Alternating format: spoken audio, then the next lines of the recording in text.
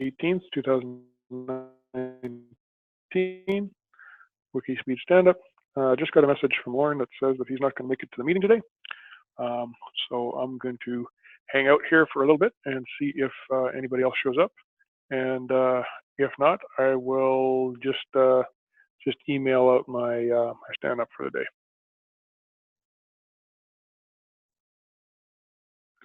I tried streaming video, but my bandwidth isn't sufficient to make that work.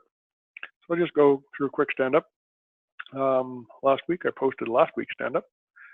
I edited and posted a video. WIKISPEED Little Red Wagon Pi Serial 2019 July 11. So I got the Pi hardware connected to my TV. I showed the Pi powering up. How to enable the serial port on the GPIO header. You have to edit a file in the config. I showed where to load the Python editor. Loaded a Python program that writes to the serial port, enables it, sets the speed and stuff. I showed which pins to connect to and how they connect to a breadboard, and then showed a jumper that connects the transmit to receive pins to show how the data is written out and read back. So it's sort of a combination of the two videos I discussed last week. I brought another USB to serial adapter from home that I forgot I had. That was while I was looking for the connection parts to connect my USB to serial on my laptop to the Pi.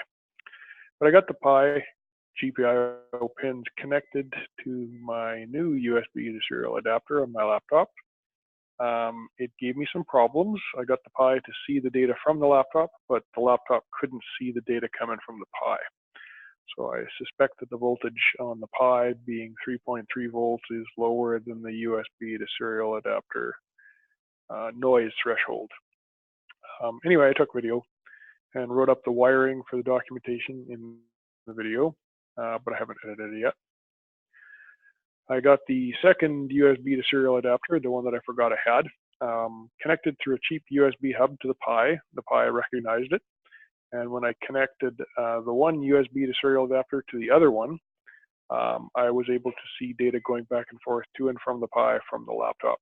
So I had to change the program to use a different serial port. It's referenced differently. Obviously, the name is different. I'm only using 9600 baud, no parity, 8 data bits, and 1 stop bit, so it's nice and slow. But while I was taking the video, I saw some noise on the laptop side, which probably isn't a great thing, so that might be a problem. And I stayed on the Zoom session for about 20 minutes here. I'm just recording this quick stand-up, and I will post. For the demo for this week, where there is new videos posted, I posted the one video, but I didn't get the source code posted to the wiki project or to GitHub. So next week, that's the first item on my list, is to post the new code to GitHub and wiki project. I also like to update wiki project README to reflect the latest things that have been done and where the project going. I think I already have links to the videos and GitHub inside the README file, but I'll have to check on that. I'm going to edit and post a video of Pi Serial 2. I can't remember what I called the actual video, but it'll be a new video for this coming week. And now that Pi can communicate with a laptop, I want to connect the Pi serial output through the infrared diode transmit, and then using the GPIO pins first, and then set up the laptop to receive that infrared information. So I need to write up a schematic, and that'll be attached. And I have to size the resistors to allow lower than rated current through the diode, so that it's sending on-offs instead of having the signals hardwired. Same serial test program, Pi Serial 1 will be used on the Pi side, and I'll just use the terminal, the Arduino terminal on the laptop side. Of course, edit and post the video and drop the schematic.